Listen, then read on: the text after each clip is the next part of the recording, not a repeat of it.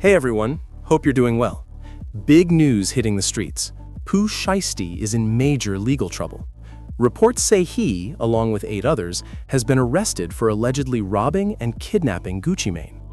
According to federal sources, the shocking incident reportedly stems from POOH SHIESTY wanting out of his contract with Gucci. This story has everyone talking. Grand opening, grand closing, and now serious legal drama. Texas, thank you for coming. This week, 9 individuals, including well-known musical artists, kidnapped and robbed at gunpoint numerous victims at a music studio in Dallas, Texas. 8 of the 9 were arrested yesterday in Dallas, Memphis, and Nashville. These individuals who are charged and arrested include Lontrell Williams Jr., also known as POOH SHIESTY, Lontrell Williams Sr., Rodney Wright Jr., also known as Big 30, Kadarius Waters, Demarion Gibson, DeMarcus Glover, Corday Johnson, Darian McDaniel, and Terrence Rogers has not been arrested yet, but will be soon. The complaint alleges that on January 10th of this year, 3 music industry professionals traveled to Dallas for a scheduled business meeting. Lontrell Williams Jr. arranged this meeting purportedly to discuss the terms of his recording contract with one of the victims. As alleged, once these 3 men were inside the recording studio, Williams Jr. and 8 co-conspirators, several of whom traveled from Memphis, Tennessee, executed a coordinated armed takeover. As alleged, Williams Jr. produced an AK-style pistol and forced one of the victims to sign a release from the recording contract at gunpoint. The remaining conspirators displayed firearms and robbed the other victims of Rolex watches, jewelry, cash, and other high-value items. One of the victims was actually choked by one of the defendants to the point of near unconsciousness. Defendant Wright barricaded the studio door with his body to prevent the victims from escaping.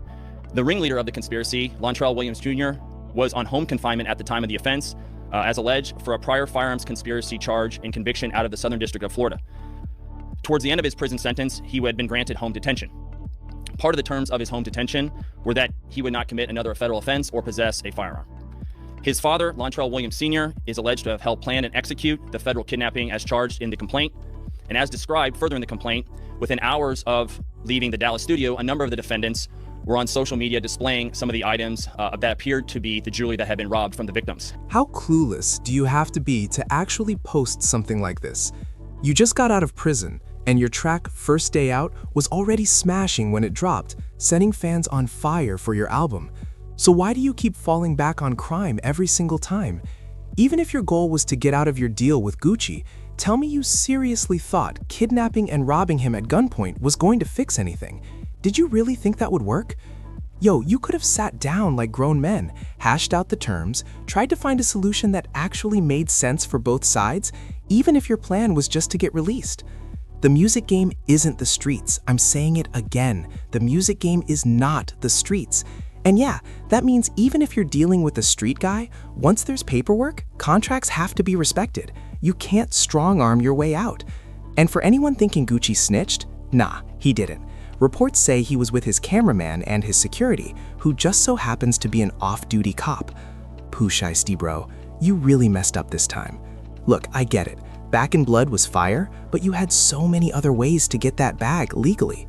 This isn't the 90s and this isn't a movie, man. You absolutely cannot threaten your boss, kidnap him, and expect to walk free. Listen, y'all, drop in the comments what you make of this wild situation. If you were Shiesty and wanted out of your contract, how would you handle it? I want to hear your thoughts on this mess. Fucked your wife. Then you dropped him, look.